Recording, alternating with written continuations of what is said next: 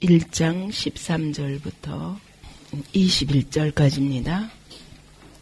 사랑하는 아버지, 이 아침에도 주님의 은혜를 사모하며 이 자리에 어린아이들까지 나와서 한 마음으로 주를 바라보게 하시니 감사합니다. 하나님, 참으로 이 땅의 삶이 어차피 나그네 삶이요, 하나님, 우리의 영원한 본향이 하늘에 있는데 그 나라를 사모하며 그날의 상이 있는 삶을 살 수 있도록 오늘도 우리를 거룩한 주님의 자녀로 만들어 주옵소서.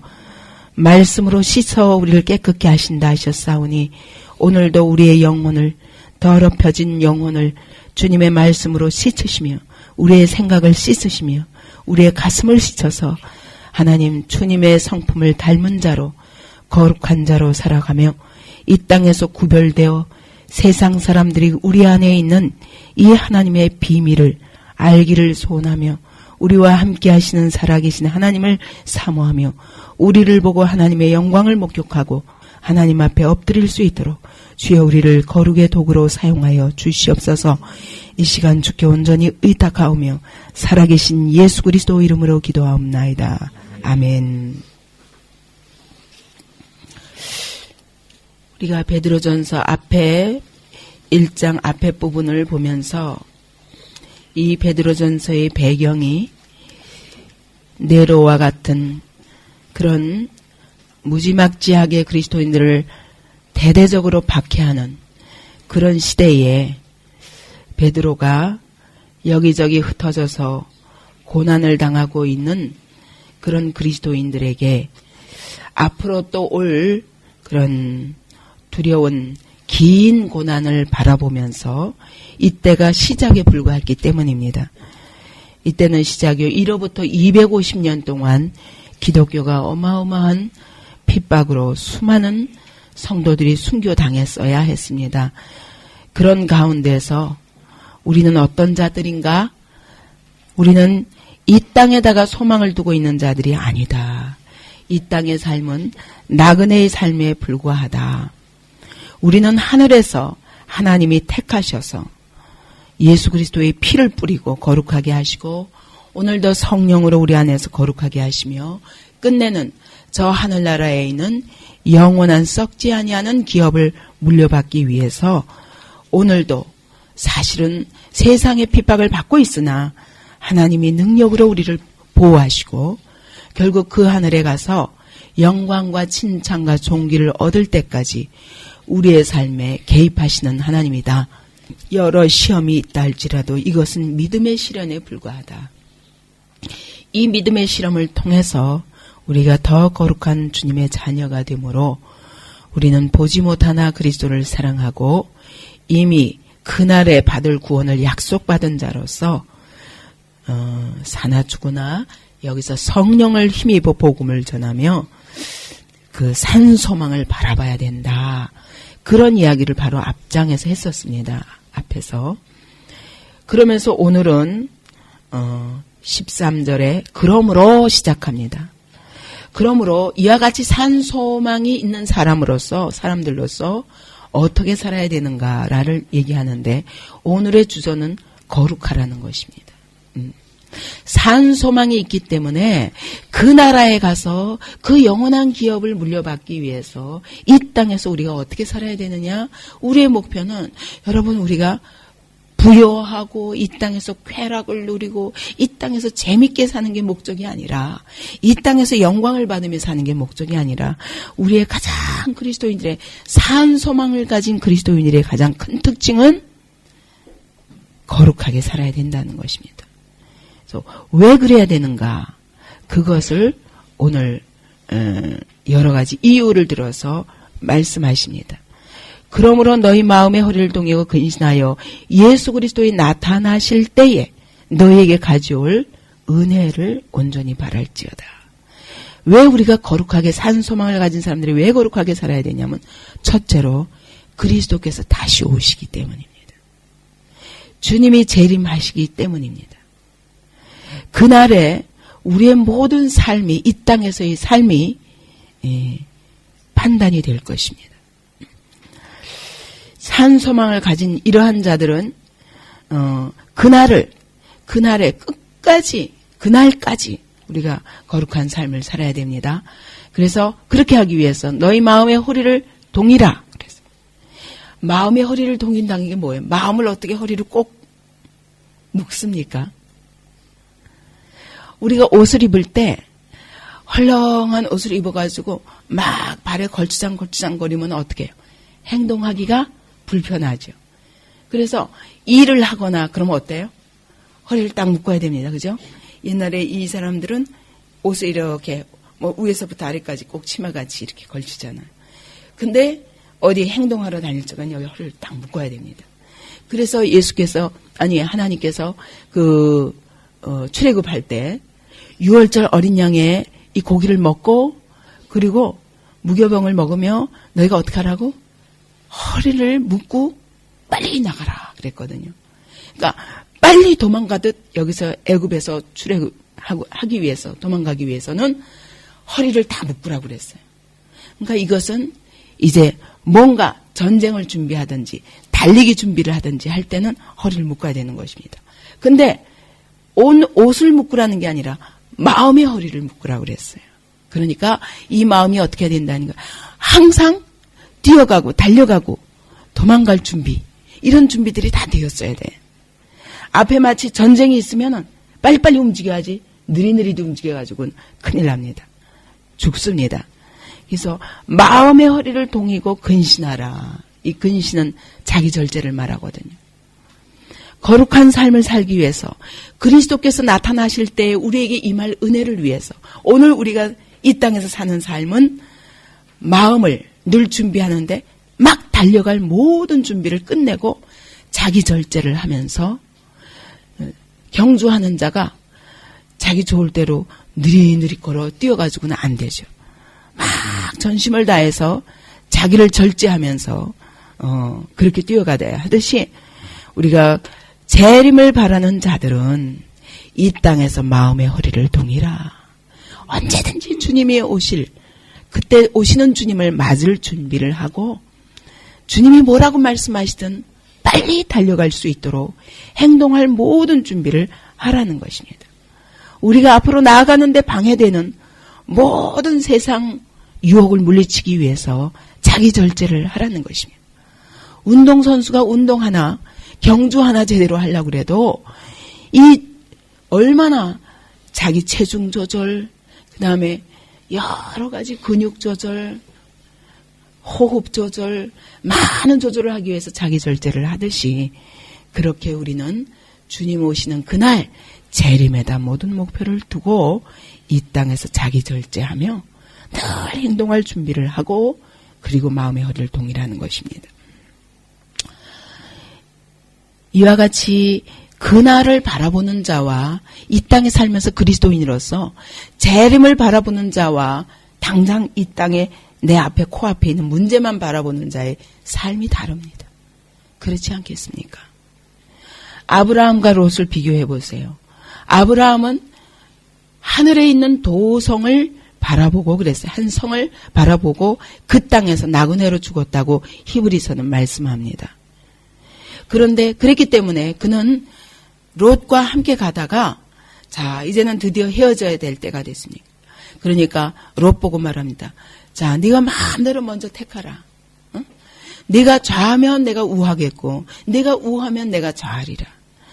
사실은 이쪽에는 애굽의 들이 있었습니다. 근데 그 들을 보니까 이 롯이 보니까 마치 여호와의 동산 같고 기름이 잘잘 흐르는 땅이었습니다. 그런데 한쪽은 뭐냐면 완전히 사막과 같은 땅이었습니다. 그러면 서로 보면서 내가 저 기름진 땅을 택해야지. 그런데 롯은 딱 보니까 나 요거 택하겠다 그랬어요. 근데 아브라함은 그러냐? 그럼 너는 글로 가라. 나는 이 사막과 같은 땅으로 간 겁니다. 근데 그렇게 분리되고 나서 하나님이 아브라함에게 말씀하십니다. 내가 이곳을 네게 주리라. 내가 여기서 많은 자손을 줄 것이고 여기서 큰 나라를 이루게 하리라. 약속을 주시거든요. 하나님을 바라보는 자는 눈앞에 보이는 이것이 당장 기름지냐 아니냐 그게 중요한 게 아니에요. 그렇기 때문에 아브라함은 땅을 본 것이 아니라 그 땅에 하나님이 나와 함께 하시기 때문에 어떤 땅이라도 하나님이 함께 하시는 것을 바라봤지 눈앞에 보기 좋은 것을 택하지 않았습니다. 근데 롯이 택한 그 땅이 어떤 땅이었습니까? 소돔과 고모라였고 그로 인하여 그가 거룩하게 살 수가 없었고 들어가서 그 땅에서 많은 고통을 당하다가 아브라함 때문에 나중에 심판에서 겨우 구원받습니다. 이와 같이 이 땅에서 살 때 하나님이 나와 함께 하시는 것을 바라보는 자는 그것이 고난이든 이 땅이 거칠은 사막이든 상관없습니다. 하나님이 나와 함께 하시기 때문에 여기에 하나님의 약속이 있는 것입니다.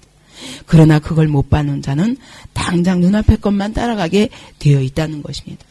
그러므로 이와 같이 하나님을 바라보고 그 나라를 바라보는 자는 그날에 주님을 맞을 준비를 하며 살게 되어 있습니다. 그날에 그분 앞에 절대로 부끄럽지 않은 그날에 내게 상이 있는 그 삶을 바라보게 되는 것입니다. 14절에 보니까 또 우리가 거룩해야 하는 이유는 너희가 순종하는 자식처럼 이전 알지 못하던 때에 줬던 너희 사역을 본삼지 말고 오직 너희를 부르신 거룩한 자처럼 너희도 모든 행실에 거룩한 자가 되라. 순종하는 자식처럼 이게 무슨 말입니까? 우리가 누구라는 거예요? 아버지의 자식이라는 겁니다. 하나님의 자식이라는 것입니다. 자식이면 어때요? 신이를 딱 보면 아빠하고 똑같아. 그죠? 그와 같이 자식이기 때문에 아빠를 딱 닮는다고요. 우리가 정말 자식이라면 하나님의 자식이라면 누구 닮아야 돼요? 마귀를 닮을 일이 아니라 아버지를 닮아야 되지 않겠냐는 거예요. 순종하는 자식은 아버지를 닮게 되어 있습니다. 순종하는 자식처럼 이전 알지 못하던 때에 줬던 이전에 우리가 아버지의 자녀가 되기 전에는 하나님의 자녀가 되기 전에는 하나님을 모르기 때문에 그분이 나의 아버지신 줄 모르기 때문에 우리의 사역을 정욕을 모든 모델로 삼아서 그것을 따라갔습니다. 이 당시에도 로마가 네로 황제 밑에서 얼마나 그 로마 황제들의 그 말할 수 없는 더러운 정욕과 그렇게 사회 자체가 매 부패한 사회였습니다. 그 보통 백성들은 지독하게 가난한데 그 로마 황제들의 연회에서는 한 번 연회에 기록에 남아있기를 고기 2,000마리, 새 7,000마리를 잡았대요. 그거 어마어마한 잔치인 거예요. 어마어마한 잔치. 그리고 그 당시 로마의 역사 기록을 보면 한 가정에서 남편도 21번째 여자를 만나고 아내도 21번째 남자를 만났다는 그런 기록이 있을 만큼 일평생에 어떻게 하면 21번을 결혼합니까? 그러도록 아주 극도의 방탕에 치닫는 그런 사회였습니다. 그리고 그 당시 동성애는 아주 관행이 되었어요. 오늘날 동성애를 허락해야 된다. 미국에서도 그랬고 유럽에서도 이미 그렇습니다. 심지어 목사까지도 동성애를 허락하는 이런 기가 막힌 상황에 놓여 있습니다. 이게 말세의 징조예요. 심판이 코앞에 왔다는 징조입니다. 이렇게 더럽고 부패한 사회 속에서 하나님이 요구하시는 것은 너희는 거룩하라. 거룩이 무슨 뜻입니까? 구별이라는 뜻입니다. 하나님의 것으로 이 땅에서 세상과 구별되라는 것입니다. 전에는 이기적인 목표로 오직 나를 위하여 살았다면 이제는 하나님을 위하여, 전에는 정욕을 쫓았다면 이제는 하나님의 뜻을 위하여, 전에는 자기 만족이 최고의 목표였다면 이제는 하나님의 계획, 하나님의 뜻을 바라보기, 그런 삶으로 바꾸라는 것입니다. 우리는 세상과 똑같은 사람이 아닙니다. 우리를 부르신 자가 어떤 분입니까? 거룩하신 자이기 때문에 아버지처럼 우리는 거룩해야 됩니다. 모든 행실에, 그 말은 무슨 말입니까? 삶 속에서 거룩하라는 거예요. 교회만 왔다 갔다 하는 것이 거룩이 아닙니다.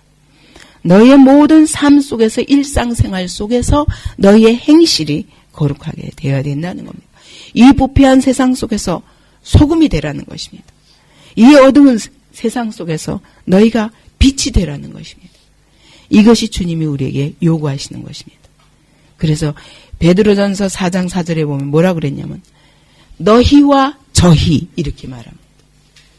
너희는 그리스도인들이요, 하나님의 자녀들이요, 저희는 정욕을 좇는 자들이요.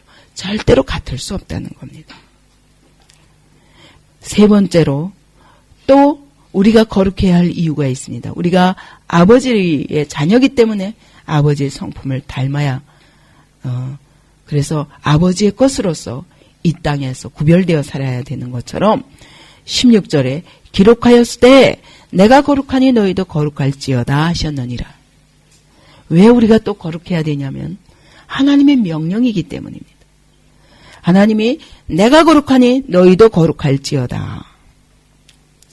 이것이 하나님의 명령인데 명령이기 때문에 반드시 뭐가 따릅니까? 심판이 따릅니다.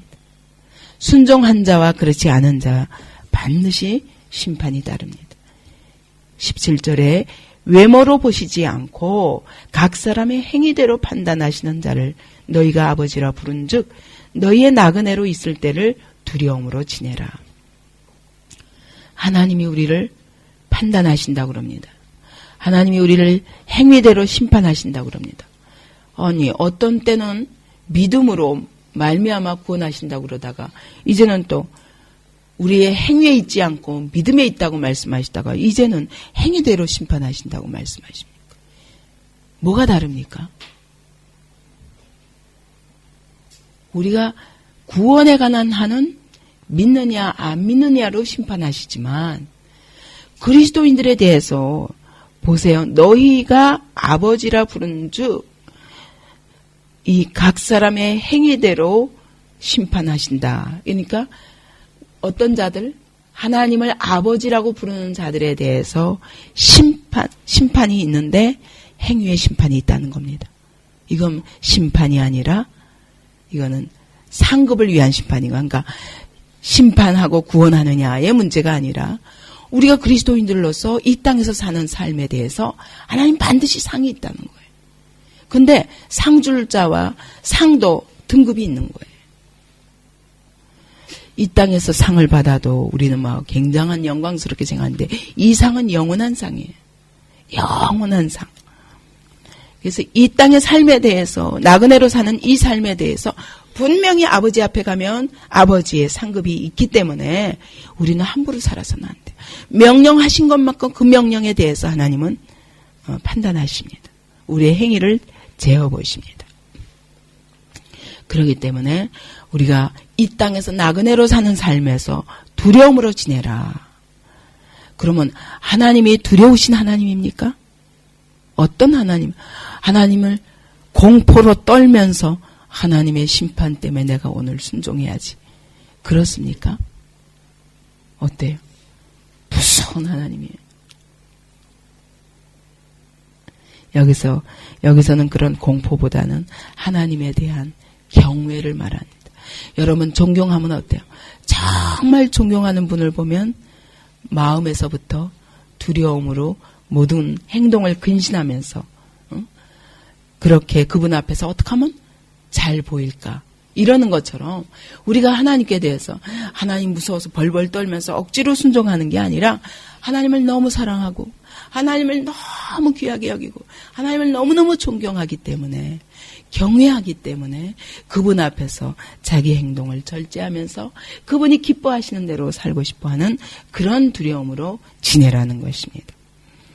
그 다음에 또 네 번째로 너희가 알거니와 너희 조상의 유전된 망령된 행실에서 구속된 것은 은이나 금같이 없어질 것으로 한 것이 아니요 오직 흠없고 점없는 어린 양 같은 그리스도의 보배로운 피로 한 것이니라. 우리가 왜 또 거룩하게 살아야 되냐면 우리를 구속하신 것은 어디서 구속하냐면 망령된 행실에서 구속하셨다고 그러냐. 망령된이 무슨 뜻이냐면 공허한, 빈, 헛된 그런 뜻입니다. 이제까지 하나님을 알지 못할 때 우리는 헛된 정욕을 따라 살면서 음란과 방탕과 술과 쾌락과 우상숭배 이런 것들에 젖어서 다 그렇게 살면 인생이 뭐와 같아요?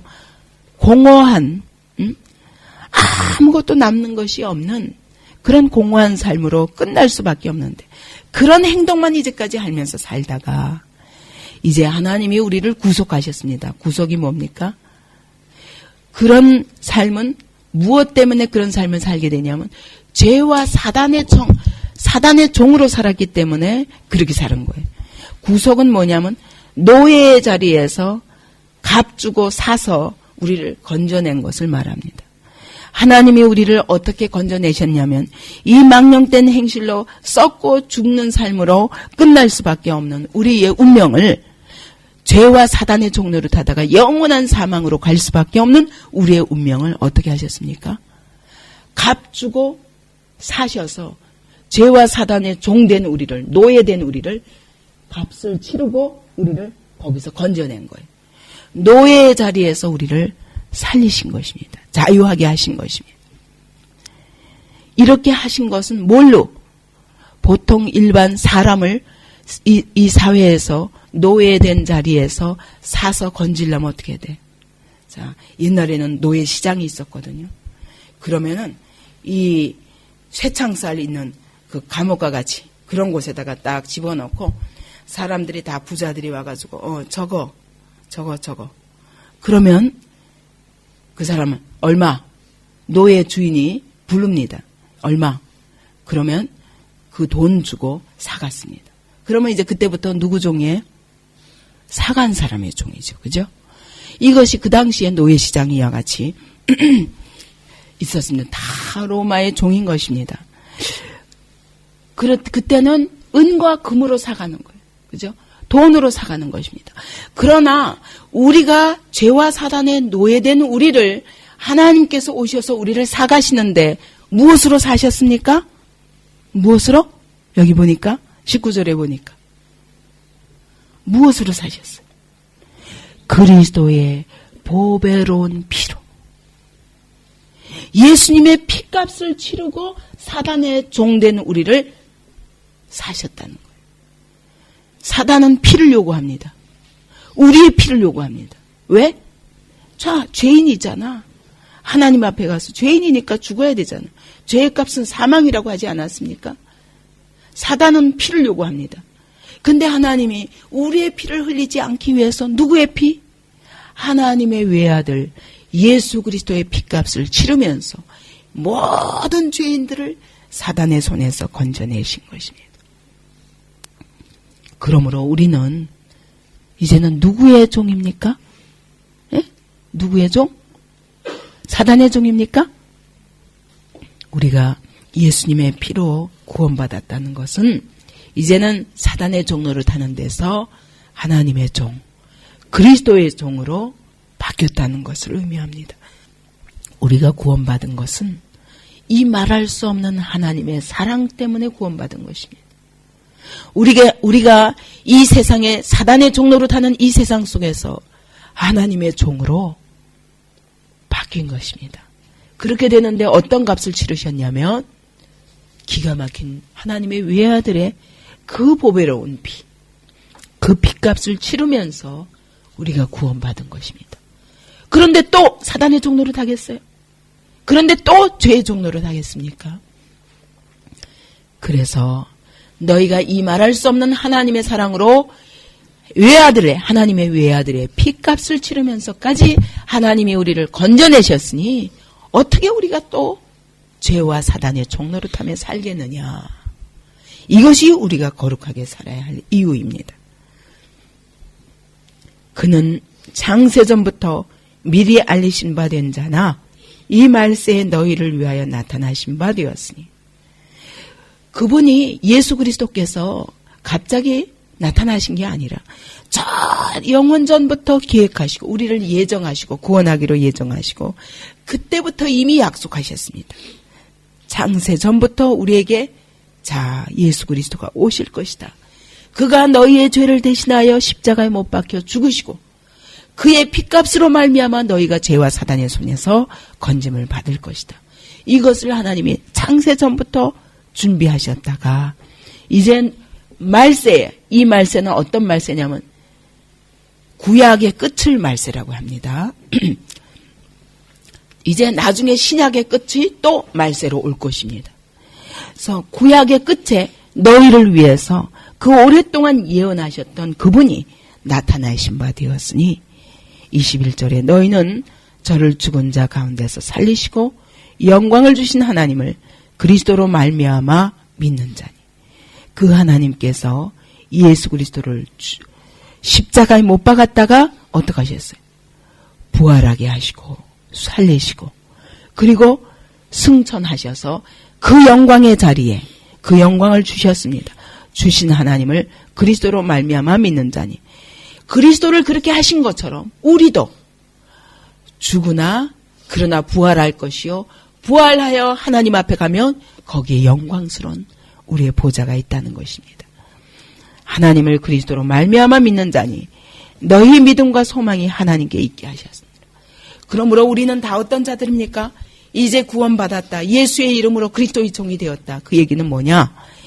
그리스도께서 죽으셨다 부활하시고 승천하셔서 그 하늘 영광의 보좌를 차지한 것처럼 오늘 우리도 죽은 것으로 끝나는 게 아니라 부활하여 하나님 앞에 가서 그 영광스러운 그리스도와 함께 왕노릇하는 자리에 놓일 자들이라는 거예요.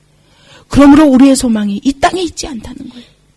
어찌하면 이 하나님을 바로 믿고 그리고 그분 앞에서 거룩한 삶을 살면서 결국 영원한 영광 그것을 소망하는 자로 살게 하셨으니 너희도 이 땅에서 어떻게 하면 그분의 뜻대로 거룩하게 살까? 이 놀라운 사랑에 감격하여 아들의 핏값을 대신 흘리게 하기까지 나를 죄와 사단의 손에서 건져내신 그 하나님의 사랑에 감격하여 우리는 거룩하게 살 수밖에 없다. 그래서 오늘 본문을 보면 결국 종합하면 그 얘기입니다. 우리는 이 땅에 소망 있는 자가 아니라 이 땅의 삶은 나그네 삶이다. 우리의 참된 소망은 저 하늘에 있다. 그 영원한 썩지 아니하는 기업에 있다. 그러므로 그것이 언제 이루어지냐? 주님이 재림하실 때 이루어진다. 그러므로 우리의 모든 소망은 재림에 있어야 된다. 그날에 우리가 얻게 될 은혜를 바라보면 거룩하게 살 수밖에 없다. 그리고 우리는 하나님의 아버지라 부르는 자들이다. 그러니 자식이면 아버지를 닮아야 되지 않겠느냐?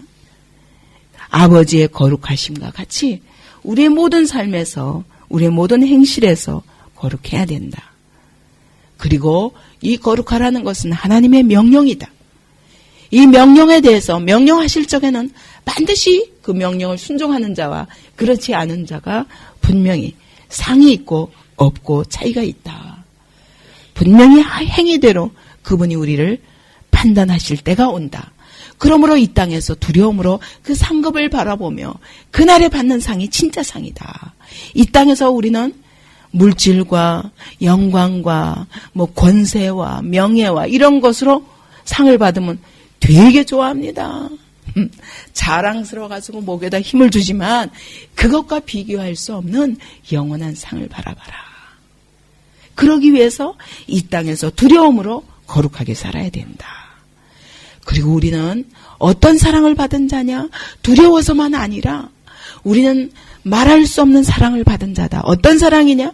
하나님의 외아들의 피를 우리의 피 대신 그분의 피를 흘리기까지 우리를 사랑하셔서 죄와 사단의 손에서 우리를 건져내셨으니 어떻게 우리가 그분을 실망시킬 수 있느냐? 그리고 이와 같이 건짐받은 것에 대한 약속이 어떤 약속이냐? 그리스도께서 부활하신 것처럼 우리도 부활할 것이다. 응? 그리고 부활한 다음에 거기에 뭐가 있다? 영광스러운 하늘의 영광이 있다는 거예요. 영원한 영광이 있다는 거예요. 절대로 썩지 않고 죽지 않고 거기에 쇠하지 아니하는 영원한 영광이 있다. 그것을 소망하는 자들이니 이 땅에 살면서 나그네의 삶을 두려움으로 지내며 하나님이 기뻐하시는 그런 삶을 살아야 한다는 것입니다. 오늘 이 말씀을 보면서 이 거룩하게 살기 위해서 이 초대교회 때는 어떠해야 했습니까? 이 거룩한 삶을 살기 위해서 목숨을 바쳐야 됐어요. 그죠? 왜냐하면 이런 핍박과 고난을 당하는 상황 속에서 하나님의 자녀로서 구별되어 산다는 것은 곧 죽음을 의미했습니다. 순교를 의미했습니다. 오늘 우리가 우리 자신 한번 돌아보십시오. 여러분, 거룩하게 살면 순교당합니까, 지금? 참, 우리는 너무 배부른 시대에 살고 있습니다. 우리는 마음 먹으면 정말 이 거룩한 삶으로 인해서 오히려 세상이 우러러보며 세상이 우리가 믿는 하나님 앞에 굴복할 수 있고, 그리스도인들의 이미 기독교가 너무 이미 인정을 받고 정말 보편적인 온 세계 어디 가나 그리스도인들이 있지 않습니까? 우리는 중국도 아니고 북한도 아닙니다. 우리는 이라크도 아닙니다. 믿으면 순교당해야 하는 그런 자리가 아닙니다. 그런데 우리가 얼마나 세상과 타협하며 거룩한 삶을 살지 못하는가 생각해보면, 초대교회에 거룩하면 죽어야 하는 이 상황 속에서 이렇게 명령하셨다면, 오늘 우리가 이 말씀 앞에서 우리 자신을 돌아보며 정말 이 땅에서 거룩한 삶을 살기를 사모하시기 바랍니다. 그래서 이 땅에서 하나님의 영광을 드러낼 뿐만 아니라 저 하늘에 상이 있고 주님이 기뻐하시며 우리를 영광의 도구로 이 땅에서 사용하실 수 있는 그런 복된 환경 속에서 우리를 부르십니다. 우리가 이 주님을 기쁘시게 하는 삶으로 정말 주님, 우리의 하나님이 어떻게 거룩하신 분인가를 이 땅에 분명히 드러내는 그런 삶을 살 수 있기 바랍니다.